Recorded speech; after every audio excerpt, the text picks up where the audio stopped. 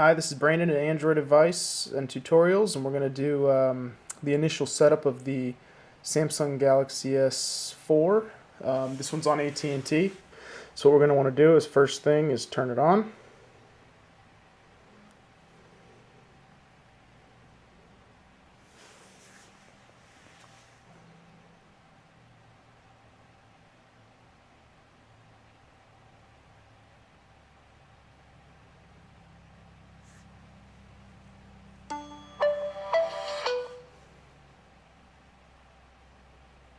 Okay, now once it's on, this is going to be the first thing you're going to see is to select your language.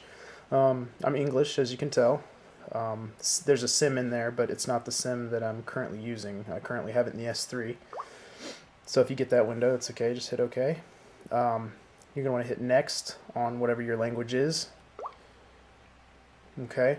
Next, we're going to be able to select our Wi-Fi network. Linksys I have open for videos. So we'll connect.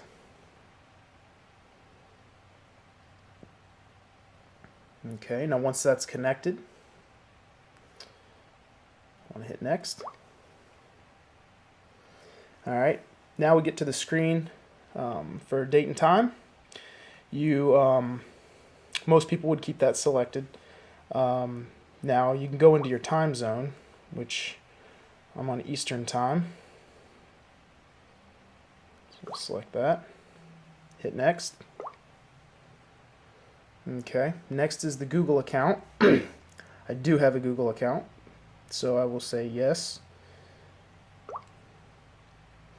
Okay, now we'll put in the email and the password.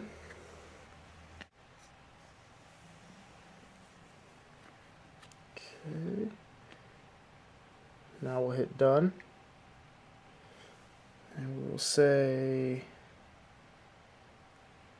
keep you up to date. You don't necessarily have to do that, especially if you've already done it. Hit OK. Now it will sign in.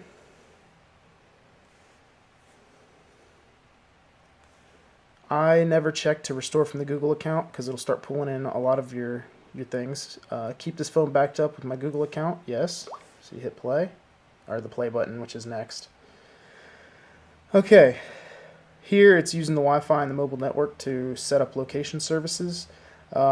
You can leave those checked. It's not going to interfere with any of your speed of your phone or anything. It's just basically when you use applications that look for location and you don't have GPS enabled, it'll still find it with that. So we'll hit Next. If we want to set up any email accounts, we can do that here. You can always do this later. So we'll say Next.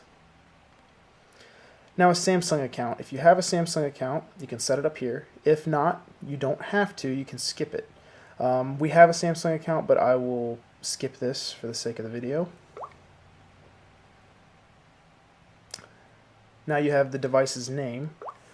So if you want, you can make this something that you recognize. So when you're connecting to Bluetooth or tethering or anything, you can see it on your network.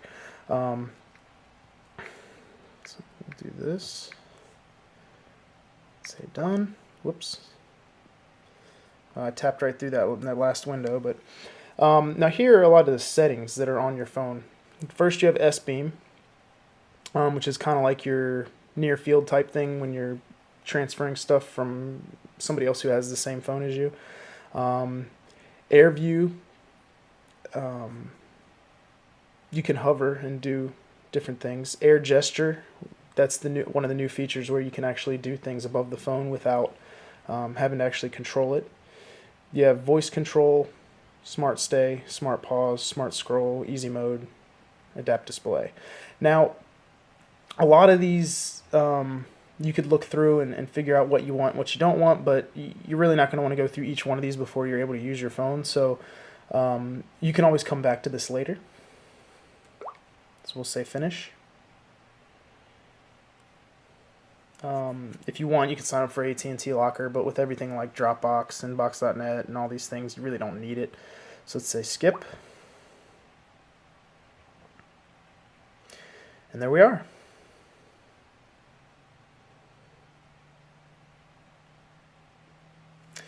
Your S4 is now set up. The only thing missing, obviously, is your SIM card, which you can, just swap out with your previous phone. If you don't have a previous phone, you'll have to actually activate it with AT&T, or you can use the SIM card that comes with it if you don't want to use your old SIM card. But that's all preference. But at this point, you would have your phone up and running, able to use everything but the phone until you put your SIM card in. We'll have more information on Android advice and tutorials, which is android-advice.com. Thanks for watching.